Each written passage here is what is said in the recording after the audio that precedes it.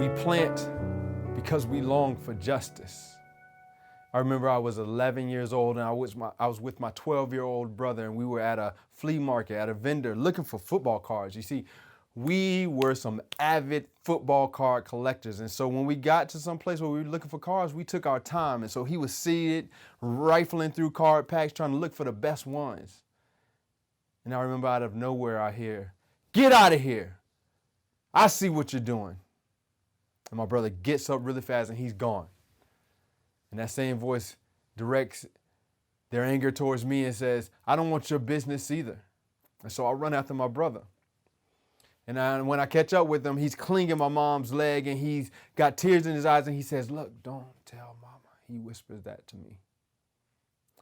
He just didn't want to get in trouble. He had done nothing wrong, but he didn't want to get in trouble.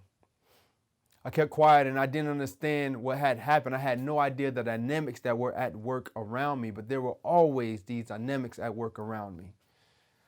Issues of race, class, and ignorance that were influencing how I engaged the world and how the world engaged me.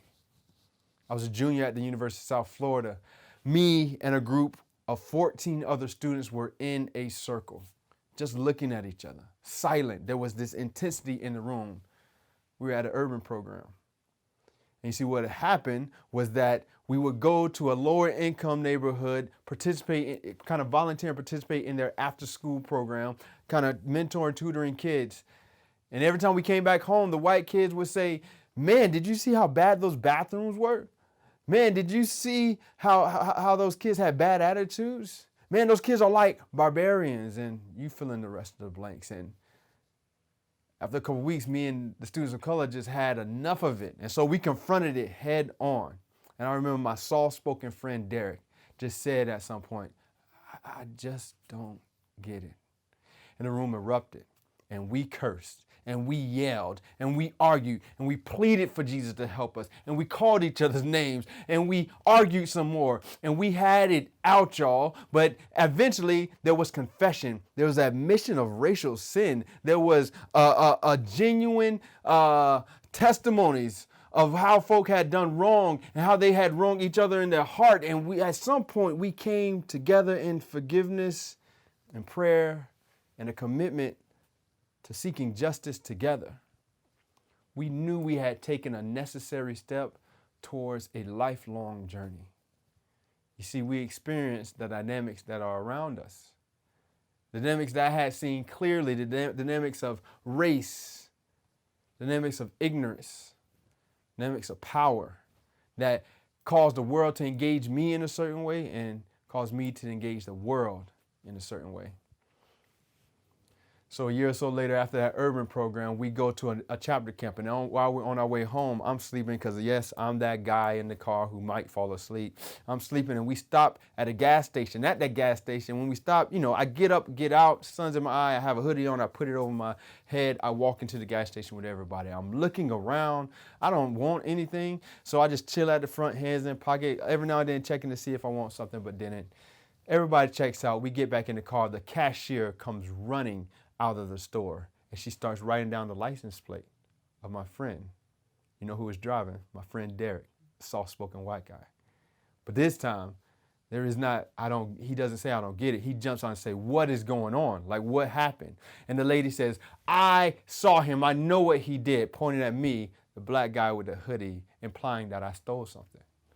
So it was me, him, and a few other friends, and we all jump out. We run back in after and we're pleading with her. "Hey, look, I'm taking out my pockets. Look, we did nothing wrong. We just came back from a Christian conference." We even tried to use that as proof that we didn't do anything wrong. But she wouldn't have anything to do with us. So we got back in the car and got back on the road, and that car trip was silent for about a whole hour. But after that hour, y'all, we had some of the most significant conversations that I've had in my life about race, power, justice, doing justice together, what it meant to be a family together, to be with each other. You see, this time injustice was happening to me, but it made all the difference to have friends there with me, to stand with me, to walk with me, to talk, to develop with. You see, by this time in my life, I knew the dynamics of work in my life, issues of race, class, and ignorance, but to have a family there with me made all the difference. We plant because we want to see kingdom communities planted that truly do justice, truly love mercy, and who truly walk humbly with God. Y'all, we plant because there are 11-year-old boys who are facing racism that can't decipher what they're going through, and they will become college students, and they will develop anger and frustration and passion because of the injustice they've been impacted by.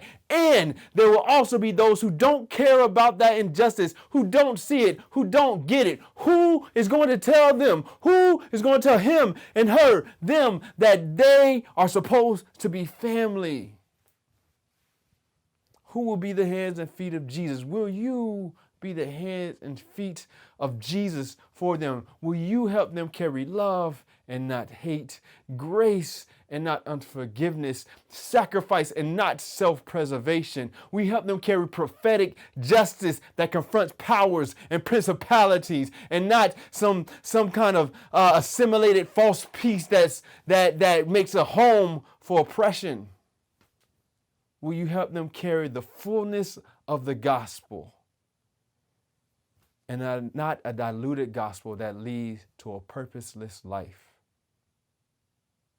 I believe that it is in our work that we will find Jesus, who sees imperfect people but says, come on, come with me. I am the only perfection that you need.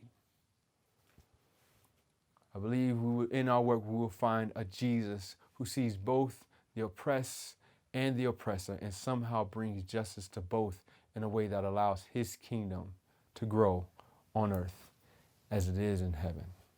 Amen, and so be it.